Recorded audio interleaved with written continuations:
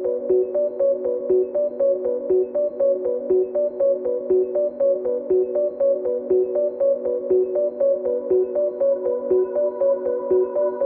guys, welcome back to Mystifying Miracles. I'm Kristen, and I search out the true stories that contain true miracles. So listen along if that sounds cool to you, and we're going to get started with our story. It was October 5th, 2006, when a man named Trent Levin, his life basically would be altered forever that day. However, not in the way he would ever expect it. At the age of 18, Trent, he was a believer in Christ. His life was, great, but it had changed so much since that point in time because he was now 43 years old. He was a drug addict. He was a petty criminal. And he also had several minor offenses on his record. And as of late at that time, he had been missing all of his meetings, his drug classes, and just refusing to pay any fees. Well, on this particular morning, October 5th, 2006, he was actually due to show up in court. And that would be the day he would, he knew he was going to have to face some consequences. So Trent, he just decided not to go. He knew he would have to go to jail and serve at least a year if he did go to court. And he thought of, well, that means I'd be going through withdrawals. No, thank you. So yeah, he just decided, nah, I'm not going. Trent was also homeless, of course, and occasionally he'd be staying in motel rooms with other heavy drug users. And that particular night before, he had stayed in a motel with a few others, including a mom that had her 4-year-old daughter with her. So the poor child, seeing all this, it was, obviously not a good situation. Well, at 10 a.m. the next morning, Trent packs up his Ford Escape and, he knows, I got to go out and get some money somehow because he wanted to have enough to pay for another night for the motel to have somewhere to lay his head at night.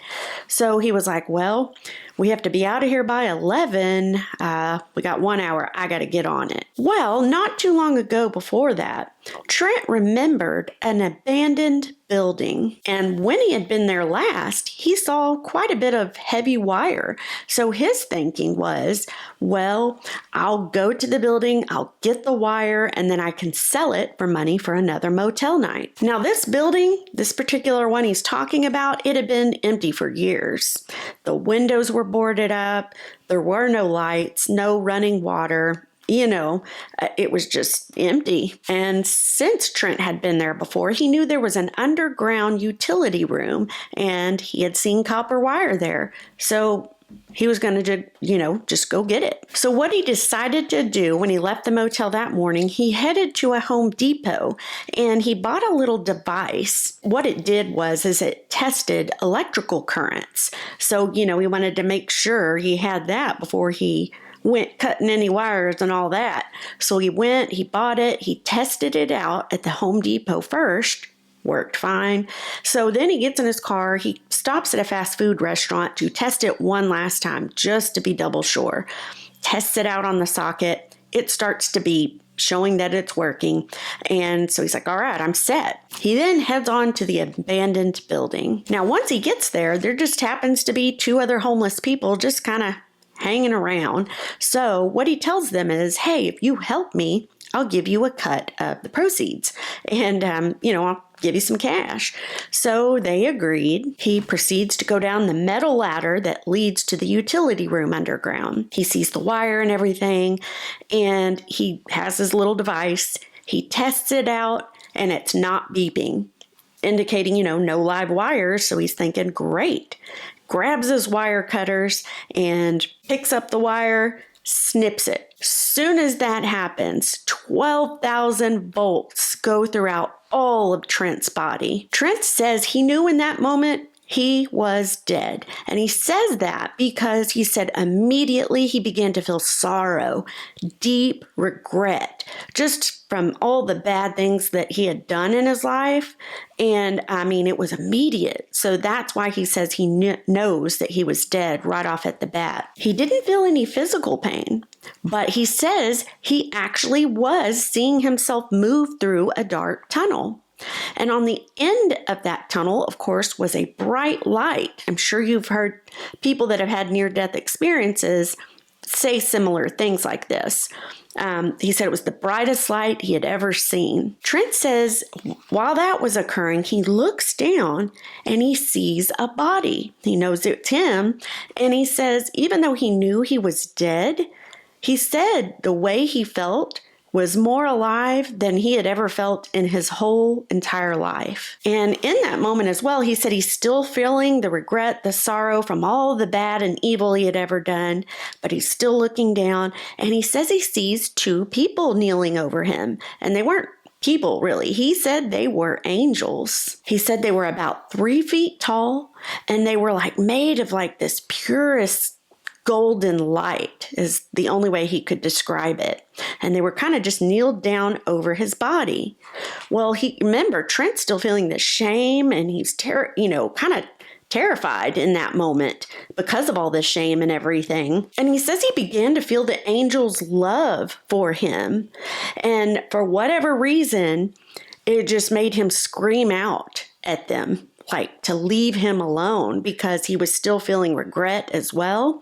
And it was just like, no, you don't need to love me. I'm a bad person. That's kind of what he was feeling. So he screams out for the angels, get away. Well, the angels do. They get away from him. He says after they left, it was total darkness. There was no more light. And he said there was just a feeling of he was so alone. He also says that he could literally feel the separation from himself and God once they left. So, I mean, if you can try to even imagine what that must have been like, that sounds terrifying. And it did terrify Trent. So he screams out again, this time for God to help him. And he said no time went by, because as soon as he did that, the light reappeared. He says slowly there began to be a feeling of change within himself, and the two angels returned. They kneeled back down over his body as he's looking down, watching it happen again. He said this time, though, there was a third angel, and this angel was huge. He described it as being like 7 feet tall. In addition, it was like wielding a sword in his hand. And Trent says that he knows the two smaller angels that were kneeling over him were interceding on his behalf. He could feel that. They were just praying for God to have mercy on Trent. Trent says that he assumes the answer was yes, that God extended that mercy, because the next thing he knows, the scene just kind of disappears and he can't see it anymore. And the two angels, the smaller ones, actually come up to him to where he is, and they're like right in front of him. He says he felt so overwhelmed, and he just began saying, I'm sorry, I'm so sorry, to the angels. And get this was the thing that surprised me, guys. Trent says the next thing, the angels, both of them began giggling.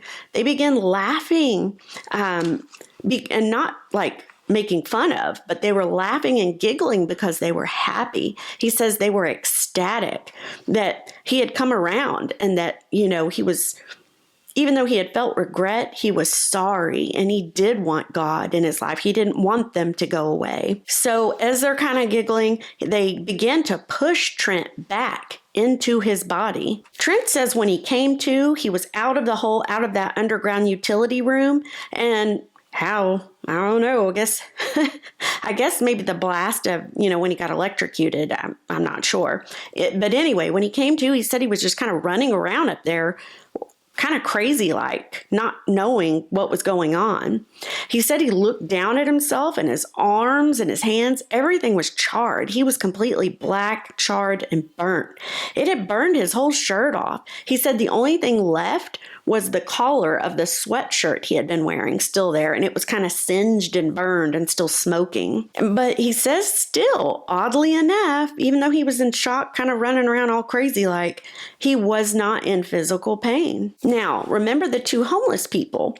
They were helping him. So when that electrocution happened, it actually electrocuted those two people as well.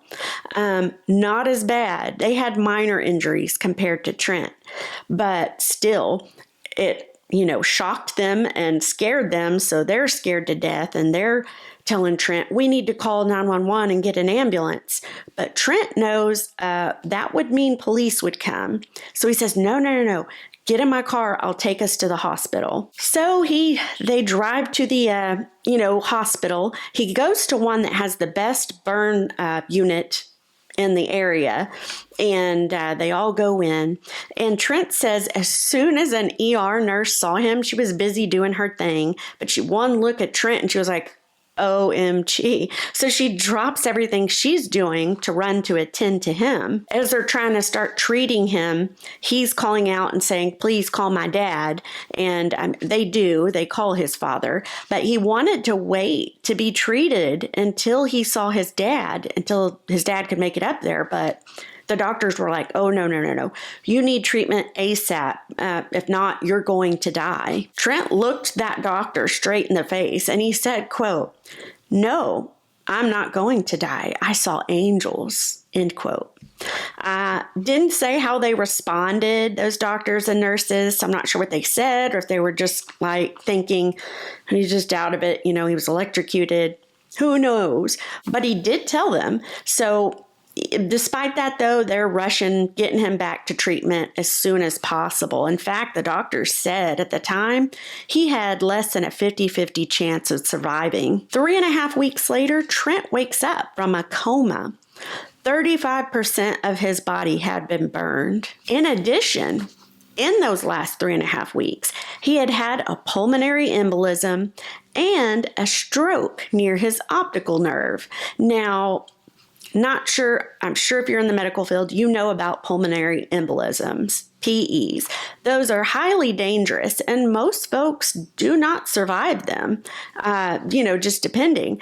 So the fact that he did, plus the stroke, plus that electrocution of 12,000 volts, those are miracles already. But they don't stop there. The story goes on. Everyone, including the doctors, knew this man, Trent, survived against all odds. So after he woke up, he asked for a Bible. And they gave him one. He began reading it, but not just reading it.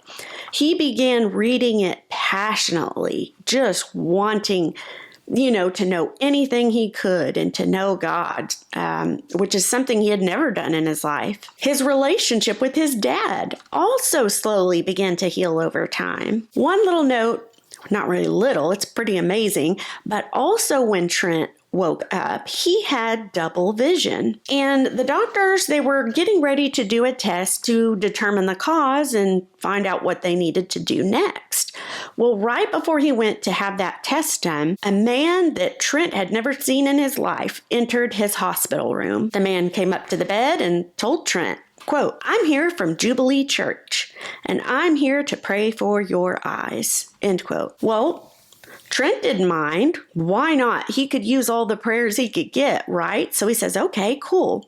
The man prays over Trent, and Trent says that as soon as that prayer was over, Trent's eyes were restored. The double vision was gone. Just like that. So the man proceeds to leave, and shortly after, they come to get him to do the test for his eyes. They go ahead and do it, but when the results came, nothing showed. It was fine. Everything was normal, which, of course, it would be, right? So no further tests or, treatment was needed. So that was another miracle. All in all, Trent spent 48 days in the hospital after that. Then he went on to live with his sister. Once he left the hospital, he says his recovery and his healing, it just sped up like rapidly. Even the doctors knew he was healing faster than what should be the norm. But hey, that was great. To this day, he, of course, has physical scars because of the burns and electrocution and everything. But other than that, he's a healthy man. And then one more miracle happened later on. Remember that at the beginning of the story, Trent was due to go to court and he was just like, nah, because he didn't want to go to jail. It came time for him to, take responsibility, and he was going to go for the court date. It turns out he had the wrong court date. It was never on that day. The real court date was supposed to be the day after when he had the electrocution accident. So he hadn't been in contempt of court after all. So it was reset because, of course, the injuries and everything he had, and he was in the hospital. But once he went to court, the judge listened to his story and he gave him another chance. So Trent, he did all the probation requirements, went through all that, met everyone. And then because of that, the judge expunged his record, clean record. And so Trent believes, he says today, that the real miracle was that God gave him another chance. His addictions, they were gone. And Trent says that he was just able to start anew without all that weighing him down with the addictions and all that. And what a testimony to this day, to everyone, I say, but especially for folks that may be dealing with addictions, no matter what that might be. Alcohol, drugs, relationships, gambling, you name it. There's people out there that are struggling to this day. I hope that this story just touched you guys. Maybe you know somebody or you yourself is going through those types of things. I hope this man's story shows you that miracles do happen and that you can overcome any of those kinds of things with God's help. So anyway, let me know what you thought of the story. I thought it pretty cool. Lots of miracles in this one. Other than that, guys, thanks for watching. I do appreciate it so very much. And hope the rest of your week goes well. And I will see you guys for the next one. God bless.